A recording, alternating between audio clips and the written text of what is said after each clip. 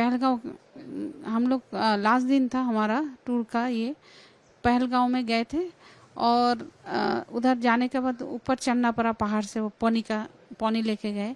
फिर हम लोग वैली में ज़्यादा से ज़्यादा 15 मिनट्स हुआ था, हम लोग गए।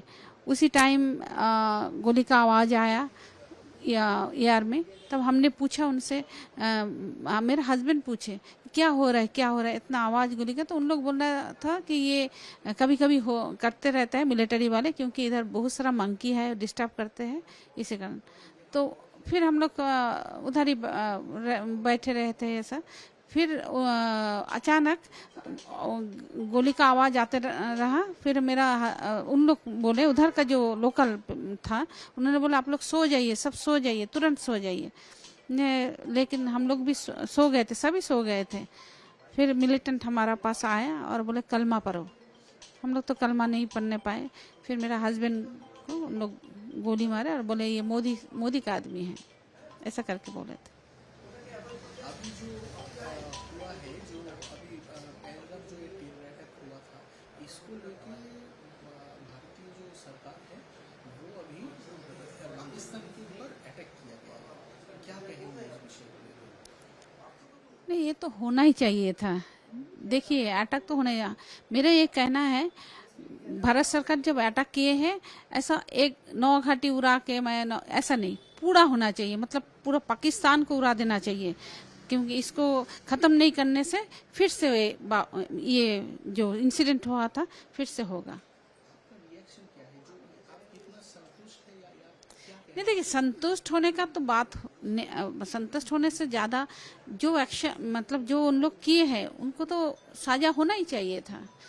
और जिन लोग के ये इंसिडेंट किए हैं, मतलब हमारा साथ, उनको अभी तक मेरे ख्याल से, मेरे को उतना नॉलेज में है ही नहीं, मेरे ख्याल से उन लोग को अभी तक अरेस्ट किया, मतलब पकड़ा नहीं गया। मेरे को जो जितना तक मेरा मालूम है, उनको भी सख्ती होना चाहिए, जैसे भी हो। उन्होंने पाकिस्तान को ये दिखा के दिया कि हम भी चुप बैठने वालों में से नहीं हैं। मोदी जी ने उनको ये लेसन दिया है कि अभी हम चुप नहीं बैठने वाले। और ये ऑपरेशन सिंदूर उन्होंने जो स्टार्ट किया है, वो पूरा दहशतवाद खत्म करके ही वो अभी चुप बैठेंगे। मिशन का नाम सुन के हम लोगों को बहुत, मतलब मैं तो बहुत रो रही थी। उनका ये मरण जो था वो वेस्ट नहीं हुआ, और मुझे लगता है ये उनके लिए आज सच में दी गई एक श्रद्धांजलि है। मैं उनका आभार व्यक्त करती हूँ, क्योंकि उन्होंने पाकिस्तान को ये दिखा के दिया कि हम भी चुप बैठने वालों में से नहीं हैं। हमारे जो मिडिल क्लास लोग हैं उन पर उन्होंने अटैक किया।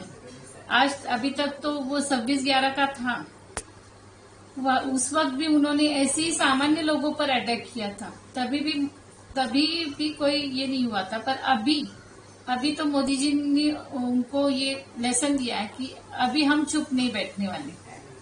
और ये ऑपरेशन सिंदूर उन्होंने जो स्टार्ट किया है, वो पूरा दहशतवाद खत्म करके ही वो अभी चुप बैठेंगे, मुझे तो ऐसा लगता है। और उन्होंने ये जो किया है उसके लिए मैं उनको बहुत ज्यादा थैंक यू।